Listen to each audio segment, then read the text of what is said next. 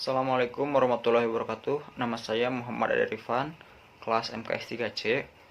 Tujuan saya membuat video ini adalah untuk memenuhi tugas UTS mata kuliah Bank dan Industri Keuangan Non-Bank. Di sini saya akan menjelaskan beberapa pertanyaan terkait Bank dan Industri Keuangan Non-Bank. Lebih lengkapnya, silakan lihat sampai habis. Baiklah, saya akan menjelaskan mulai dari soal yang pertama ya. Yang pertama, sebutkan fungsi dan tugas pokok dari bank sentral. Sebenarnya fungsi utama dari bank sentral hanya ada satu, yaitu mengemban dan tetap menstabilkan rupiah. Untuk mendukung itu, Bank sentral memiliki beberapa tugas pokok.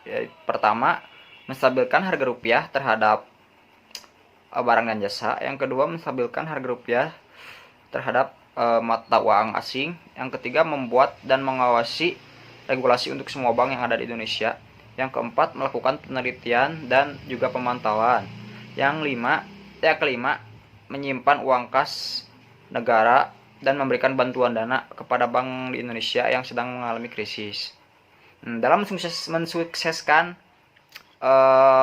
tujuan utama tersebut, Bank Indonesia memiliki 3 pilar utama yang sekaligus menjadi bidang jangkauan tugasnya.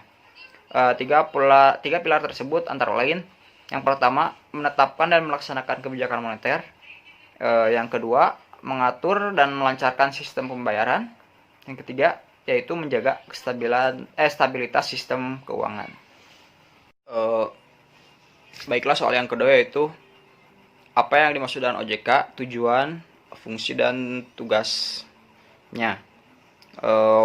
OJK adalah kepanjangan dari Otoritas Jasa Keuangan yang memiliki tujuan untuk menyelenggarakan secara teratur, adil, transparan, dan akuntabel dalam sektor jasa keuangan. Yang kedua, mampu mewujudkan sistem keuangan yang tumbuh secara berkelanjutan dan stabil. Yang ketiga, yaitu mampu melindungi kepentingan konsumen dan masyarakat. Fungsi dari OJK tersebut antara lain menyelenggarakan sistem pengaturan dan pengawasan yang terintegrasi terhadap keseluruhan kegiatan di sektor jasa keuangan. Tugasnya yaitu mempunyai tugas melakukan pengaturan dan pengawasan terhadap kegiatan jasa keuangan di sektor perbankan, sektor pasar modal, dan sektor IKNB.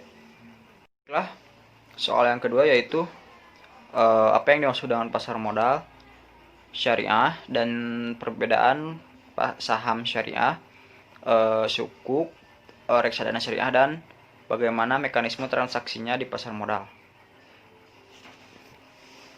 Pasar modal syariah sendiri yaitu adalah pasar modal yang menerapkan prinsip-prinsip syariah. Saham syariah, secara umum saham syariah merupakan salah satu jenis investasi yang diterbitkan oleh emiten yang kegiatan bisnisnya tidak bertentangan dengan prinsip syariah. Ada dalam saham syariah ada contoh bisnis yang bertentangan dengan saham syariah tersebut, meliputi bisnis minuman keras, hiburan seks, makanan haram, riba, dan perjudian. Jadi kelima bisnis tersebut tidak bisa ikut andil dalam saham syariah. Saham syariah sendiri masuk ke dalam Indeks Saham Indonesia atau ISI. Indeks tersebut terjamin dan telah terdaftar di Bursa Efek Indonesia dan masuk dalam kategori daftar efek syariah yang diterbitkan oleh OJK. Yang selanjutnya yaitu obligasi syariah atau sukuk. Obligasi syariah atau sukuk sendiri merupakan surat berharga atau efek berupa penyertaan modal yang diterbitkan oleh penerbit sukuk yang dilakukan sesuai prinsip syariah.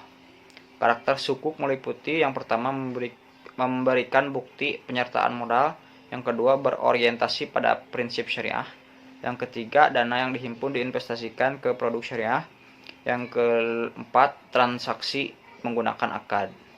Yang selanjutnya yaitu reksadana syariah.